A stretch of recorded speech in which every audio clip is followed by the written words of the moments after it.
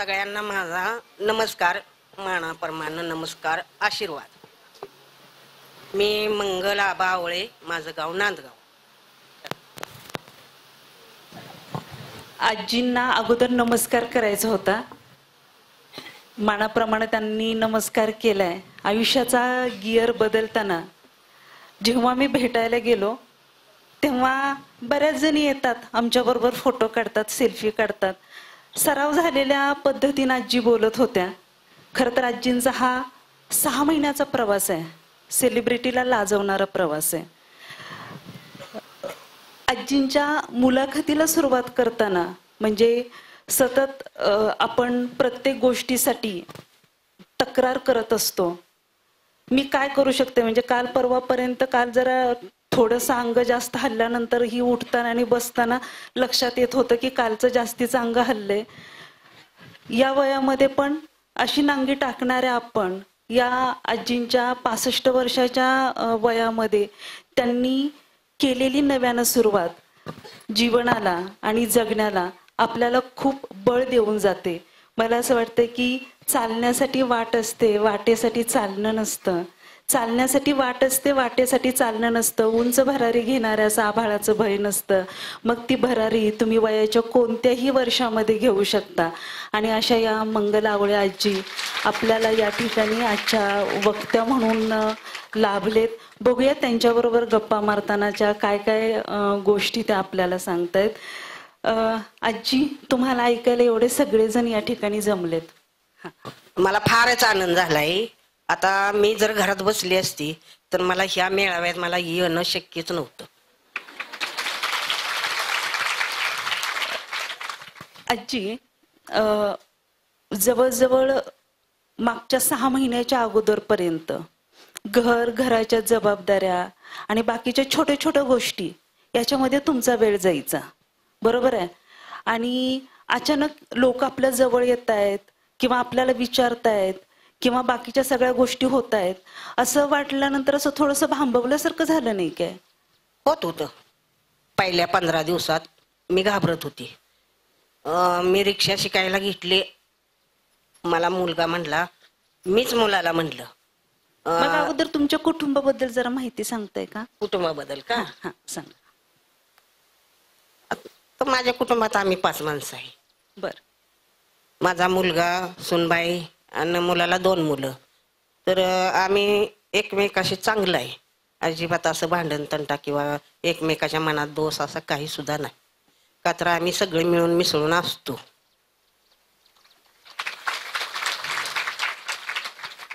तुमचं लग्न कोणत्या वयात झालं?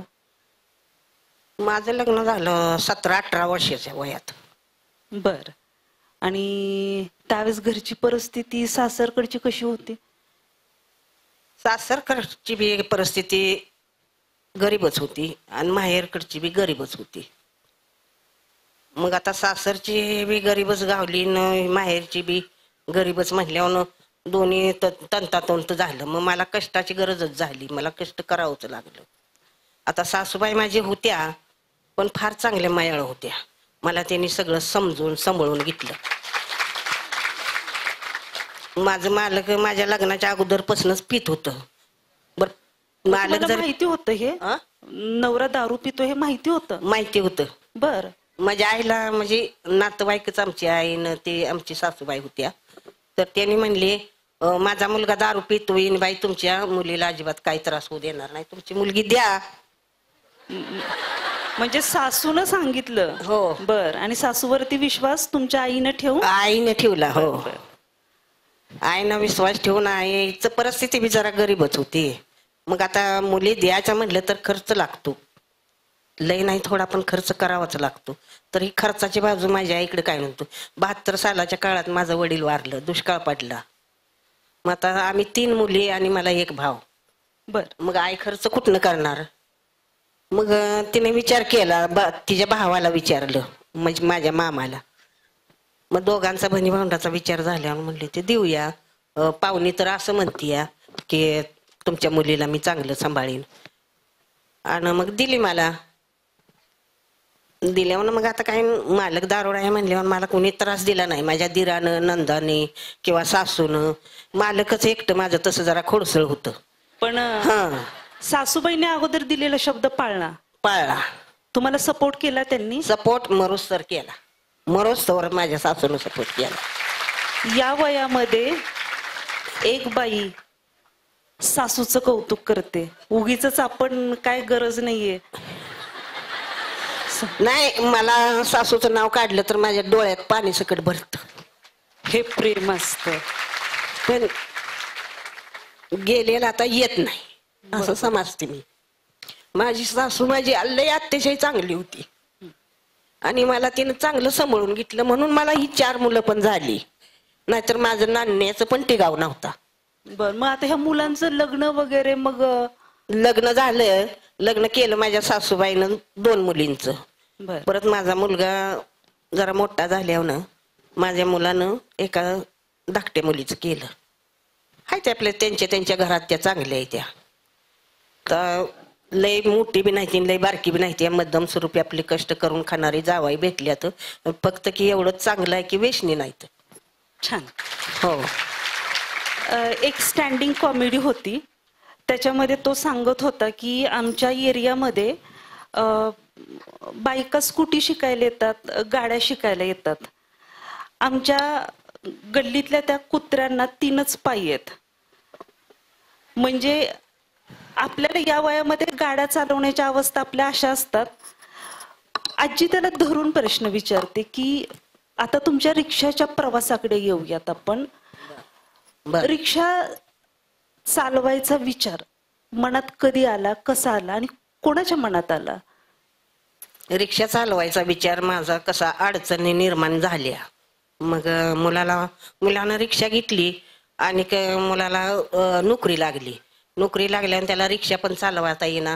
नोकरीमुळे त्याला वेळ मिळेना. मग रिक्षा 1 वर्ष घरात बसून ठेवली.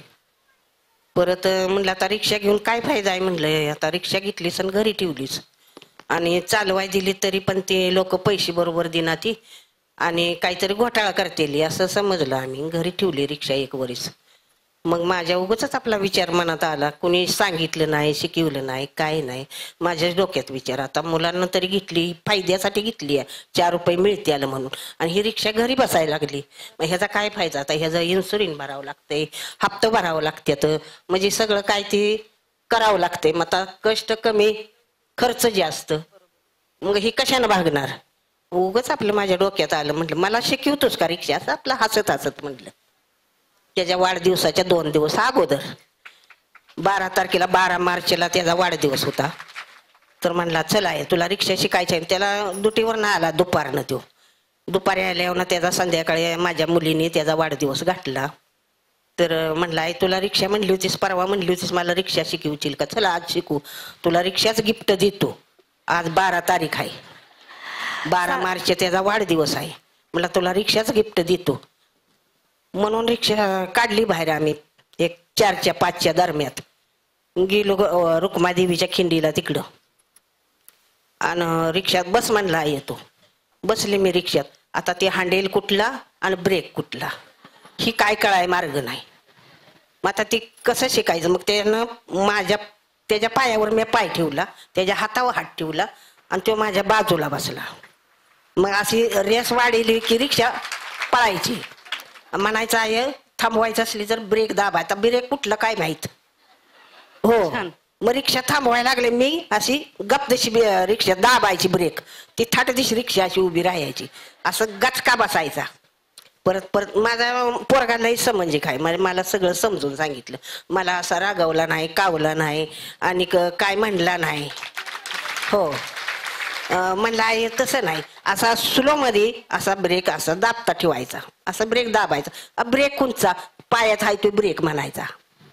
पायात तू पाय ठेवलायस तो ब्रेक आहे आणि हातात आहे ते हँडल आहे, असं आपलं ते मला समजवून सांगायचं. मग 3 दिवसातच मी सगळं डोक्यात घेतलं. 3 दिवसात डोक्यात, 3-3ऱ्या दिवशी मी चालवायला लागले रिक्षा.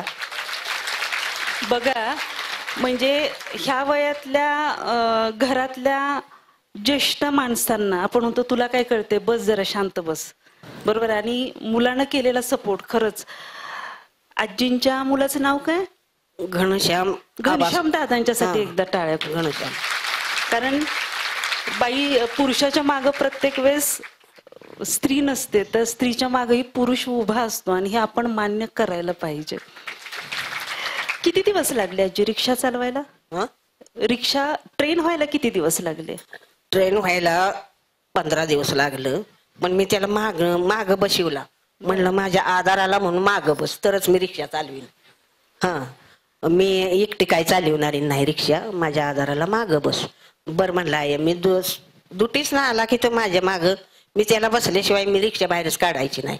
का तर पहिल्यांदा आहे, आता कुठं थडकं नाही तर कुठं आता कुठं हातात घेतली अशी रिक्षा म्हणलं की इकडं जाते का इकडं जाते. आता काय मला तरी काय अनुभव आहे का तर नाही. पण रिक्षा रेग्युलर असं धरलं की अशी पुढंच जाते, इकडे इकडे वळवली तरच इकडे जाते. ती आता कळते, तर मग काय कळत नव्हतं, आता कळतं या. मग त्या वेळेला मी 15 दिवस त्याला रिक्षा माग बसवून आपली त्याला मी अशी जिंती, शिरंब, उंडाळे, तुळसण ह्या भागात मी तिकडे शिकायला रिक्षा रोज जायची. डेली 1-2 तास तरी पण रोज. माणसं सगळी माझ्याकडे बघायची, ती म्हणायची तर म्हातारी रिक्षा झाली होती, म्हातारी रिक्षा चालली होती. तर मला पण जरा लाज वाटायची. मी म्हणायची पोराला, बघ की तू काय जगात नसेल तीच वेगळं करायला लागलायस आणि माझ्याकडे सगळी माणसं बघते ती, आणि असं कुठं आहे का दुनियात तरी म्हातारी रिक्षा चालली होती. आय म्हणला बघू दे, म्हणला तुला काही ती म्हणत नाही, ती चांगली आहे ना बघते ती. आता तू रिक्षा चालवायला लागलो अनेक जण बघतील तुला. हो, आपण काहीतरी जगात वेगळं करायचं असं मला तो माझा मुलगा समजी घालायचा. आजी तुम्हाला नातू आहे ना? हो, नातू आहे. सून नातू. मग रिक्षा चालवायला लागल्यानंतर त्यांची प्रतिक्रिया काय होती? मी नातवाला म्हणायची चल आपण आता, माझा मुलगा गेलाय दुटीला, माझ्याबरोबर येतोच का श्यामसुंदर? तर तो म्हणायचा येतो. सुनबाई त्याला हळूच म्हणायची जाऊ न ग, बर जाऊ न ग. मग ते पण मी विचार डोक्यात घेतला की जाऊ न ग का म्हणतीय, तर पोरग कुठं थडकल नाहीतर काय होईल. मग ती सुनाचं पण बरोबर आहे, पोरग नको जाईल. सुनाचं पण बरोबर आहे का, तर ती पण माझा वाढता वेलच आहे. काय झालं तर कोणाला विचारायचं असं ही आम्ही सगळ्यांनीच भ्या पोटात घेतलं की. मग मी मुलाला त्या म्हणायची नको बाबा येऊस, तुझी आई नको म्हणती नव्हता. आधी घर मला येत तू म्हणायचा आणि पुन्हा निघताना म्हणायचा नाही आई मी येत, तूच जा. बरं म्हणायची मी, राव दे बाबा मीच जाती. मग मी काय जायची नाही एकटी, माझा मुलगा येईपर्यंत मी वाट बघत बसायची. मुलगा आला की म्हणायचा आई गेली नाहीस कुठं, तर नाही बाबा मला भ्या वाटतं या, मी एकटी कशी जाणार, तू माझ्याच बरोबर आहेस नव्हता, तुला बरोबर घेतल्याशिवाय मी बाहेर जाणार नाही. मी अशी त्याला म्हणायची. बरं म्हणायचा चल आता माझं झालंय मी उरकतो आणि चला आपण दोघं जाऊ. मग 15 दिवस आम्ही असं दोघांनी केलं. एक दिवस त्याला सकाळची दुटी लागली आणि तो मला म्हणला आई माझा नाश्ता घेऊन येशील का? स्टँडवर नाश्ता घेऊन जायचं. तर आता मी जरा वाईज गप झाली आणि परत विचार केला. बरं म्हणलं आता नाही बी म्हणा येईना होई बी म्हणा येईना. बरं म्हणलं येते. तर मग म्हणलं श्यामसुंदरला आणू का संग? मग येत असला तर आण, नाही तर राहू दे. म्हणलं मी नाही त्याला बोलवत, मी एकटीच येते. मग एकटीच ती नाश्ता घेतला, स्टँडला गेली, एकटीच गेली. एकटी गेली. मला आता पहिल्याच्यानं रस्तं बिकतं असलं काय माहित नव्हतं. पेशंट गाडीत बसलं की त्यांना विचारायची, ती म्हणायची तर आम्हाला अमक्या ठिकाणी सोडा, तुम्ही सांगा मला मी तिथं तुम्हाला सोडते. असं वयाचं. म्हणजे 2 गोष्टी आहेत की मुलाच्या वाढदिवसाला मुलानं रिक्षा दिली. हो. आणि मुलाला डबा घेऊन तुम्ही पहिल्यांदा गेली. बर, गर्दीत रिक्षा चालवायचा अनुभव पहिला कसा होता? गर्दीत अनुभव मला म्हणजे मी इकडे 15 दिवस रिक्षा शिकलेली. तर मी 5वड फाट्यापासून मी रिक्षा घेऊन निघालेली. मुलगा बी होता तेव्हा माझ्या जोडीला, मुलगा माग बसलेला, मी पुढे होती. मी रिक्षा चालली होती पुढे, गर्दीत चालली होती. तर कृष्णा हॉस्पिटलच्या पुढे ब्रिज खाली तिथं रिक्षा मला तिथं हात केला आणि रिक्षा अडवली माझी. तो आगाबाई म्हणून आहे रिक्षा खाली, ह्या ब्रिज खाली असते ती तिथं कायम. तर ते म्हणले ते आजी थांबवा रिक्षा. म्हणलं थांबी होती.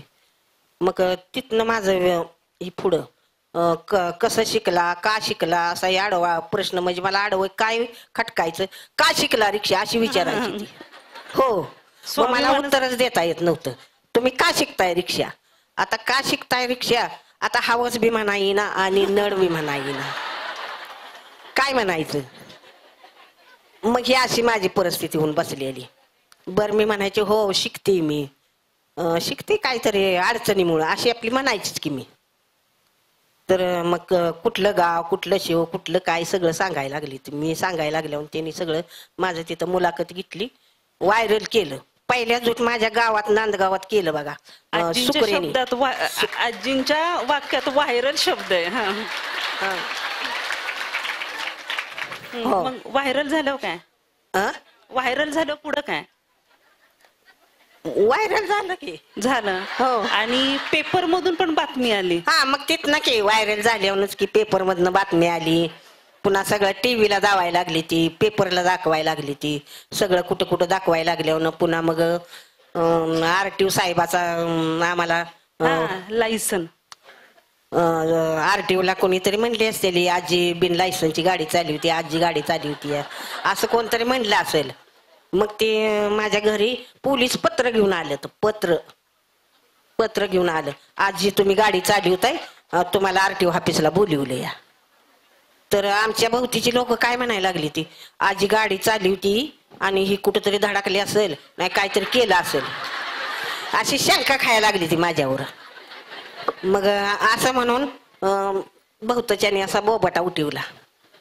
तर काय नाही, मला आता ते पत्र माझ्या मुलांना वाचल्यावर म्हणला या आपणाला आरटीओ ऑफिसला बोलवलंय.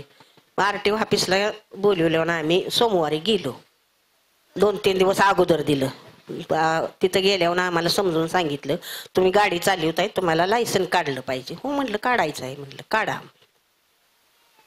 मग ते 8 आकडा का काहीतरी काढतात ते सगळं? 8 आकडा असं डोंगर, आता इथनं कसं चढायला डोंगराला, 8 आकड्यात गाडी सगळी क्लिअर चांगली चालवून दावली. परत हो पुन्हा रिवर्स घेऊन अशी इकडे एक बाटली अशी एवढ्या अंतरावर ठेवलेली होती. मग ती रिवर्स ना अशी माग गाडी घेतली. अगदी कुठं न चुकता मी गाडी चांगली चालवून दावली. मग त्यांनी शाबासकी दिली? शाबासकी दिली म्हणजे अशी तशी नाही शाबासकी दिली. माझं ह्याच्यावर मुलाखत घेऊन मला सत्कार करून मला लायसन दिलंय. आजींची केस पहिलीच अशी असेल हो की रिक्षा चालवायला लागल्यानंतर आरटीओने बोलवून घेतले लायसन काढबाई, आणि त्याच्यानंतर तिथं बोलवून सत्कार पण झालाय. हो सत्कार पण झाला आजी. आणि सगळे सत्कार झाल्यावर लायसन फोनावणे आल्यावर प्रत्येक रिक्षावाला म्हणायला आजी तुमचं लायसन आलंय, तुमचं लायसन आलंय. म्हणलं हो आलं या. मग तुमचं रिक्षा गेट कोणतं?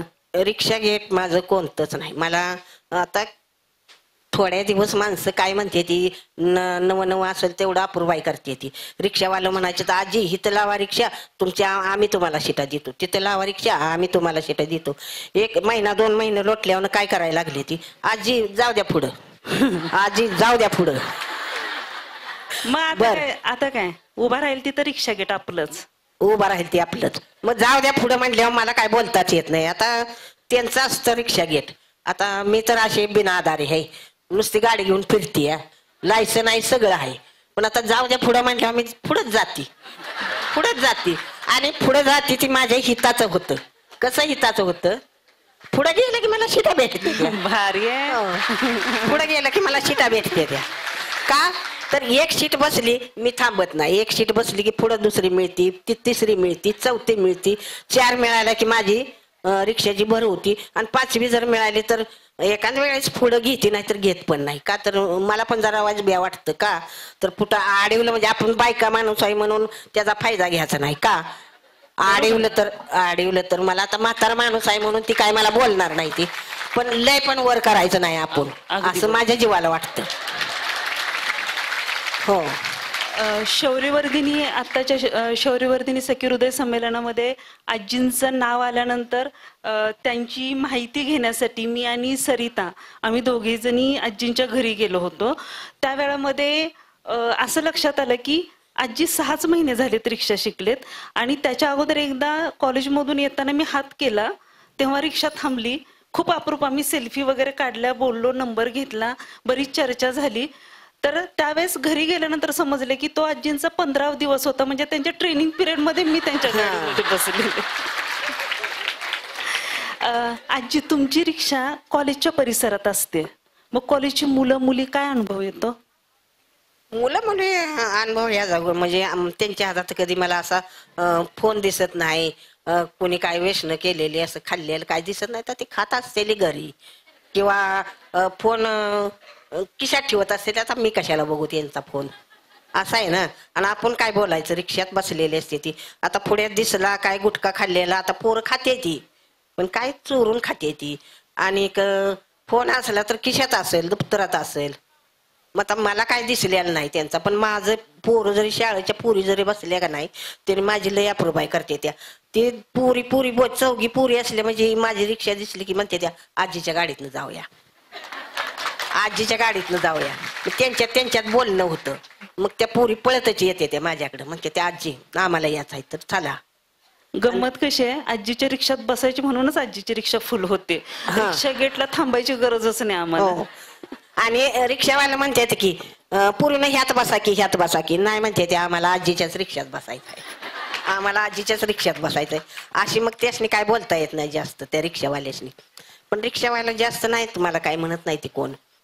पहिल्यांदा वाईच म्हणत होती ती जाऊ द्या पुढे म्हातारी कशाला रिक्षा चालली होती असं असं तसं म्हणायची ती. पण आता सगळ्याची मन सारखी नाही ती, सगळी सारखी नाही ती. कोण कसं असतं. आणि तेवढं पण माझं मानून जाणून घ्यायची माझ्याकडे ताकद आहे. आजी आता ह्या अशा झगमगट असलेल्या साड्या बिड्या असतात, नऊवारीचा अनुभव काय सांगाल मला? नऊवारीचा मी कडेपासून माझ्या लग्नात मला साखरपुड्यालाच नऊवारी साडी आणली होती. हो का तर त्या वेळेला असल्या साड्या कमी होत्या, कवचित अशा मोठ्या लोकांच्या अंगावरती असल्या साड्या. जास्त साड्या ह्या नव्हत्या, काटापदराच्या साड्या बायका नेसायच्या त्या. मग आम्हाला आता साड्या नेसायला माझ्या आईची साडी नेसून मी कामाला जायची, आईची साडी नेसून मी म्हणजे परकर जांपर हितवर असं ती जांपर होतं, खाली परकर होतं गोल. मग तवा ती तसली कपडे होती, आता हार तऱ्हेची कपडे निघाली ती. मग तुम्हाला असं वाटलं नाही की आता रिक्षा चालवायला लागलो की आता काय पेहरावात बदल करावा वगैरे? नाही मला आवडत नाही. लोकांनी सोन्याची नाव जरी घातली आणि लोक किती जरी कशी जरी वागली, आपलं सोडायचं नाही. मातीची नाळ असते ना ती तोडायची. हो आपली निहती आहे ती सोडायची नाही. का तर मला ह्यातच मला बरं वाटतं. आणि नऊवारी लुगड्यातल्या आजी ही ओळख या नऊवारीमुळेच मिळाली आहे. आता मी नऊवारी साड्या नेसते, माझा पदर असा खावलेला असतो असा. मग दिवसभर माझं काय आता अंग उघडं दिसत नाही, कुठलं काय नाही, अशी गाडी धरते मी.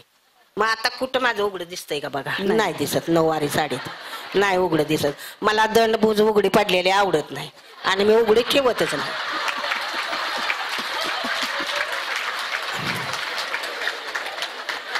आजी ऑनलाईनच्या जमाना आलाय, सगळे आता व्यवहार ऑनलाईन वगैरे झालेत, ते स्कॅनर वगैरे वापरताय. मग तुमच्या रिक्षात काय फक्त कॅश घेते का स्कॅनर पण आहे? स्कॅनरची सोय केली का? आता एक टॅगलाईन लावून घेऊया, आधुनिक रिक्षावाल्या आजी.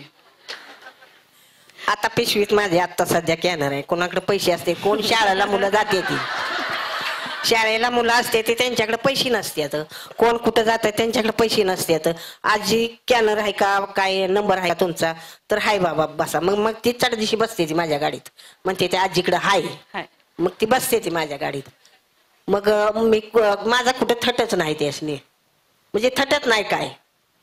मग ती माझ्याकडे कॅनर आहे, नंबर सांगायचा. मी काही एवढी शाळा शिकलेली नाही, नंबर सांगाय पुरती किंवा मला असं आकडं वळकाय पुरतं. मी दुष्काळावर्षी शाळेत जात होती, पहिलीला 6 महिने गेली, पहिलीच 6 महिनेच नुसतं. 6 महिन्याची शाळा, स्कॅनर ऑनलाईन सगळं आहे. हो का तर तेव्हा शाळेला मला चान्सच नव्हता. माझी भावंड बारकी होती, माझ्या पाठीमागची मीच थुरली. माझं वडील वारलं दुष्काळावर्षी 72च्या काळात. मग आता आमच्या आईला आम्ही 4 मुलं, मग शाळा कशी शिकवणार? दुष्काळ पडला, मग कशी शाळा शिकवायची? 4 मुलं शाळा शिकवून पोट भरणं अवघड होतं. मग मी शाळेत गेले नाही. माझ्या पाठीमागची बहीण 4थी शिकली, भाव माझा 11वी शिकला आणि ती बहीण एक होती ती 7वी शिकली. एवढीच आमची मुलांची शाळा, जास्त काय शिकलो नाही आम्ही. का तर परिस्थिती पण नव्हती आईची. 8 दिवस काम केलं तर 12 रुपये पगार यायचा. 6 दिवसाचा. असे दुष्काळ म्हणजे आमच्याच आईचं नवं आमचंच नवं, सगळा दुष्काळ पडलेला त्या वर्षी. अशी परिस्थिती सगळ्यांची, ती मोठमोठ्यांची. मग आता रिक्षा चालवायला जाताना डबा बिबा घेऊन जाते काय? हो, डबा असतो माझ्या संग. माझी सूनबाई चांगली आहे. सून माझी 8-8:30 वाजता आम्हाला जेवण, 8:30 वाजता आमचं जेवण तयार असतं. मग मला नाश्ता करायची आणि 2 चपात्या घेऊन जाते मी, 1-1.5 चपाती खाऊन जाते. असं मला नाश्ता, मी जेवण माझी सून करते. गंमत आहे की नाही? हो. सून बाहेर कामाला जाते आणि सासू डबा देती वगैरे किंवा तयार करायला मदत करते. इथं सासू बाहेर जाते आणि सून डबा करून देते. सगळंच भारी आहे. हो. आजी देते आणि डबा घेऊन जाते म्हणूनच नव्ह, आता रिक्षा चालली होती म्हणूनच नव्ह. आम्ही चहा पित नाही, आम्ही व्यसनमुक्ती. आम्ही चहा पित नाही, मिसरी नाही, तंबाखू नाही, काय नाही. माझ्या मुलाला वळण चांगलं आहे. आम्ही व्यसनमुक्ती. आम्ही हे जी माणसं आहे, माळकरी माणसं आहे. आमच्या कुटुंबात सगळी 5 माणसं आम्ही माळकरी आहे. मग आम्हाला व्यसनाची काही गरज नाही लागत. माझ्या मुलानं मला एकदाच टाकी, मी घासत होती मिसरी, भांगलं मला 10 रुपयाची तंबाखू पुरत नव्हती रान भांगालताना. पण माझा मुलगा काय म्हणला, आई मिसरी घासू नको, शरीराला हानिकारक असतं. तेवढंच मी एकदाच सांगितलेलं, मी ऐकलं, तेवढ्या मी मिसरी सोडली, मिसरी घासली नाही. असं ऐकायला लागतं ना. आजींच्या बरोबर घरी चर्चा करताना एक वाक्य त्या बोलल्या की मला रस्ता क्रॉस करायचा होता तेव्हा पण मला हात धरून रस्ता क्रॉस करायला लागायचा. हो. आता ग्रीन लाईट, रेड लाईट सगळं स्वतः चाललंय. आजी, आपण रिक्षा चालवत असतो, धंदा आपल्या डोक्यात असतो, दिवसभर व्हायला पाहिजे, पॅसेंजर असतात, हे सगळं चालू असतं दिवसभर. आणि अचानकच पोरं येतात किंवा हे कस्टमर येतात आणि आम्हाला तुमच्या बरोबर सेल्फी काढायचे. मग असं हे नाही का होती, असं कंटाळा किंवा रागवल्यासारखं होत नाही? काय नाही, काय मी अगदी आनंदात म्हणते. ते म्हणते त्या पोरी, आजी तुमचा फोटो घेऊ का? घे तिथे फोटो, तुला किती घ्यायचं ते घे. मी 5 मिनिटं 10 मिनिटं उभा राहायचे माझे सामर्थ्य आहे म्हटलं, तिथं मी राहते उभा. माझा काय, मी पैशाकडेच बघत नाही. फोटो घे. आणि कोणी पण काय भेटते ती माणसं, म्हणजे ती फोटो काढून घेतली, आजी कावल का काय, हा असं विचारते ती मला. तुम्ही काय म्हणशील, कशाला काय म्हणते म्हणलं मी, घ्या माझा फोटो, तुम्हाला काय घ्यायचा ते घ्या. आणि असं माझं फोटो हे लय घेतली ती. पण आता मी ही कला मला पांडुरंगा नाही बघा, माझ्या पांडुरंगाच माझ्या अंगात शिरल्यागत झाला. हा, मला जी ताकद आहे का नाही, पांडुरंगाची आहे मला. मी अगदी पांडुरंगावर मी विश्वास ठेवून बोलते. का तर आम्हाला वेर तर दुसरं काही नाद नाही. आम्हाला देवाचं याड म्हणजे पांडुरंगाचंच. मग त्याच्यामुळं मला चांगली देवानं ताकद दिली. आणि कुणाला कशाला वाईट बोलायचं, कुणाला कशाचं मन दुखवायचं कुणाचं. जसं असेल तसं. ती काय आपल्याला वाईट म्हणते ती का, फोटो काढून घेऊ का म्हणते, घ्या म्हणते मी फोटो काढून. अशी मला पांडुरंगाच्या भक्तीचं वेड, वारकरी संप्रदाय आणि कामावरचं निस्सीम प्रेम आणि त्यातला प्रामाणिकपणा आपल्याला पुढे जायला आजींना मदत करतोय. खरं तर वेळेचं बंधन आहे. आजींच्या बरोबरच्या गप्पा खूप छान वाटतायत. आपल्याला इथून शिकण्यासारख्या ह्याच गोष्टी आहेत की थांबायला नको, काल पण चाल पुढं, काल दिवसभर आपण आपल्यामधली ऊर्जा वाढवतोय. हे पण एक उदाहरण लक्षामध्ये ठेवूयात की त्या वयामध्ये ती करू शकते, तर तीच ऊर्जा माझ्यामध्ये पण आहे. मी काहीही करू शकते. काय करू शकते ते स्वतःला विचारूया आणि त्या पद्धतीनं स्वतःचे मार्ग स्वतः शोधूया आणि त्या मार्गाने पुढे जाऊया. आपल्याला पुढे जायला फक्त आपण आणि आपणच स्वतःला थांबवत असतो. आपण उगीच दोष दुसऱ्याला देतो की त्याच्यामुळे माझी प्रगती झाली नाही. कोणी कोणाच्या वाटेमध्ये येत नसतं, त्याच्या पद्धतीनं तो पुढे जात असतो. बॅटरीवरची रिक्षा आहे ना तुमची? हो, चार्जिंग वरची. चार्जिंग कोण करतं मग रिक्षाला? चार्जिंग कोणीही करतं. नातू करतो, मी करते, मुलगा करतो. कुणाला सवड पडेल कामाच्या येणं तसं आम्ही चार्जिंग लावू. एकदाच मला मुलाने शिकवलंय, ही तर चार्जिंगची पिन खुपसायची, इथं ब्रेक आहे, हा इथं. आणि माझ्यापेक्षा माझ्या मुलाचं कौतुक लय, म्हणजे माझ्या मुलानं मला सगळं डोक्यात घातलं. कुणीतरी गुरु असावा लागतो. मी स्वतः डॉक्टर आहे. मला असं वाटतं की जसं वय वाढतं तसं माणसात भित्रेपणा वाटतो ड्रायव्हिंग करताना. माझींना असं कधी भीती नाही वाटली का ड्रायव्हिंग करताना, की हल्लीचे मुलं फास्ट गाडी चालवतात, आपल्याला जमेल का अर्जंट ब्रेक दाबायला वगैरे असं? माझ्या मुलानं मला सगळं शिकवलंय. पोरं काय करते ती अशी नागिन करते ती पुढं गाडी घेते ती आणि अशी अशी अशी अशी वळवते ती. माझ्या मुलानं सांगितलंय आपण चटकीने ब्रेकवर पाय ठेवायचा आणि ब्रेक दाबून रिक्षा थांबवायची. ब्रेक डोक्यात आहे आजींच्या जोर. हा ब्रेक दाबून. आणि काय मुलं तशी आहे ती आता ती रिक्षा गाडी पळवायला लागली ती म्हणजे इकडे जाते ती इकडे जाते ती अशी करते ती पुढे असल्यावर. पण आपण तेव्हा गाडी स्लो घ्यायची ब्रेकवर पाय ठेवायचा. आणि भीतीचं काय आहे एकदा जर चालू ठेवलं कुठली बी गोष्ट भीती वाटत नाही कशी. आपण जी करायला लागलो की नाही तर त्याला करायला सुरुवात करायची. काय बी त्याला भिवायचं भ्यायचं नाही. आणि जी चांगलं आहे ती करायचं. काय वाईट करायचं नाही आपणाला. काय का नाही चांगलं आहे तीच करायचं. अजून एखादा प्रश्न? बहुतेक संपलेत.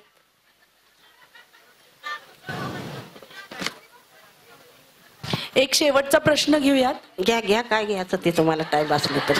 काय घ्यायचं ते फोटो घ्या, प्रश्न घ्या. म्हणजे या वयात आपण जेवढे ओपन नसतो ना, मुक्त नसतो, तेवढे आजी मुक्त आहेत. एक वेगळंच एक्झाम्पल आज आपल्या समोर आलंय. कालच आपण एक वाक्य माऊलीकडून शिकलो की प्रबळ इच्छाशक्ती असेल तर आपण काहीही करू शकतो. तर आजी तुम्ही आम्हाला समस्त महिला वर्गाला काय संदेश द्याल याच्यातून? एक संदेश तुमचा आम्हाला. मी संदेश देते पण तुम्ही पाळाल का? आता कमिटमेंट आली. हा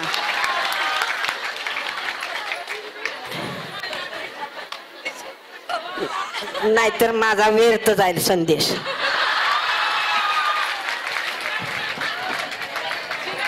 शब्दाला धार आहे, मान द्यायचा.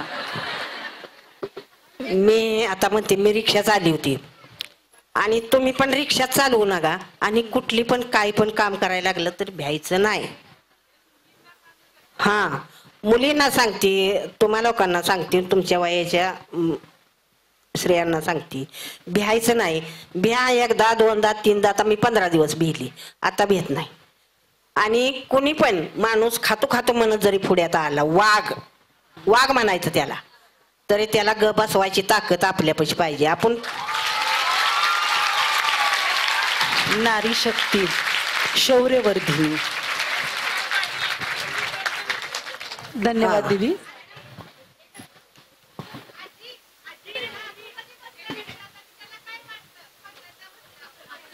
नातू रिक्षात कधी बसला आणि बसल्यावर त्याला कसं वाटलं, ह्याला मी प्रश्न जोडून विचारते. आजी सुनबाईंना कसं वाटलं? सासूबाई कोमात, सुनबाई कोमात. तुम्हाला सांगते, सुनबाईला पण रिक्षा माझ्या मुलानं शिकवली. नातवाला पण. नातू आता रिक्षाला चैन खाऊ देत नाही. रिक्षा घेतो हातात पण आम्ही त्याला घेऊ देत. त्याचं वय कमी बसतं. जर काय झालं तर त्याचं काय घटना घडली तर त्याची धोंडा आम्हाला बसल. आई वडिलाला विचारते ती. मुलं ऐकणं तर काय म्हणते ते आई वडिलाची चुकी आहे. तसं असतं. मग आम्ही त्याच्या हातात रिक्षा देत नाही. आम्ही त्याला रिक्षा घेऊ देत नाही. तो मस्त नाचतो, मी रिक्षा घेऊन जातो, मला रिक्षा फिरवून आणायची. आम्ही त्याला घेऊ देत नाही रिक्षा. रिक्षा बाबा घ्यायची नाही असं आम्ही त्याला ताकीद करतो. आणि सुनबाई रिक्षा शिकली या माझ्या अगोदर शिकवली मुलानं. माझ्या अगोदर मुलानं बायकोला रिक्षा शिकवली या. पण ती म्हणते मी काय रिक्षा चालवत नाही, मला काय अशी बाहेर चालवायची नाही, माझ्यापाशी माझी कला. बरं असं नका. ती पण भीती. आणि मला रिक्षा चालवताना माझ्या सुनबाईनं लेकाबर भांडण काढलं. आजीला कशाला रिक्षा आईला शिकवताय, काहीतरी झालं म्हणजे आपल्या बोकांडी बसेल आणि आपल्याला खर्च येईल. हो. आणि भांडून 15 दिवस माहेरी गेली. सगळं नाटक झालेलं आहे. तर हा बरं आजी, तुमच्या वयाला धरून एक प्रश्न राहून गेला. या वयात गोळ्या औषधांचा दर. ती भांडून गेली ती बी योग्य रीतीच आहे. कसं का गेली तिचं पण बरोबर आहे. मी म्हातारा माणूस, कुठं काय झालं ठुकली नाहीतर काय झालं तर त्याची भरपाई द्यायची आपली ताकद नाही. असं तिच्या मनात मी पण समजून घेतलं बरोबर परत आहे. इथं जाऊन सुनबाईंना कुणी काही कागळी करू नये. काय नाही केली तर काय मुलांना हा बघा, पण. जी खरं आहे ते आहे बरोबर आहे. केली तरी चालेल, जी खरं आहे ती खरंच आहे. अगदी हो. बरोबर. स्पष्ट असावं, आतून असावं. आजी, या वयामध्ये गोळ्या औषधांचा वास आमच्या आजूबाजूला असतो. आपल्याला काय आहे का तसं औषध पाणी काय? गोळ्या औषधात तर आहेच. मला आता 17 वर्ष झालं मला साखर आहे. हा, मुलाचं लग्न झालं त्या वर्षापासून साखर आहे. तर मुलाच्या लग्नाला 17 वर्ष संपून 18 वर्ष लागलं. तेव्हापासून गोळ्या औषध गोळ्या औषध आहे ती. पण औषध गोळ्या मी टाइम टू टाइम घेते. माझे डॉक्टर पण चांगले आहे ती. टाइम टू टाइम गोळ्या औषध खाणं पण जशाच तसं. का तर ज्या मला डॉक्टर म्हणते ते एकदम जास्त जेवू नका, जेवल्यावर साखर वाढते. चालतंय या, आपण आपलं सगळं ताब्यात ठेवलं का नाही. रेग्युलर आता 17 वर्ष झालं मी चालली आहे. त्यामुळं आलीच एखादी आजारपण समोर, फार बाऊ नको करत बसायला. आजी आठवायचं, आपण पण पुढे जायचं. धन्यवाद हर्षा दीदी. यानंतर जी काही सुंदर सकाळ आहे तिला आणखी सुंदर बनवली. आणि उपस्थित ह्या सर्व शौर्यवर्धिनी आणि शिवम परिवार याच्यातर्फे, या सर्वांच्या तर्फे मी आपणास उदंड आयुष्य आणि निरोगी आयुष्य त्याच्यासाठी शुभेच्छा देते. आणि आपला हा प्रवास आणखी सुंदर व्हावा. जय हो, मंगल हो.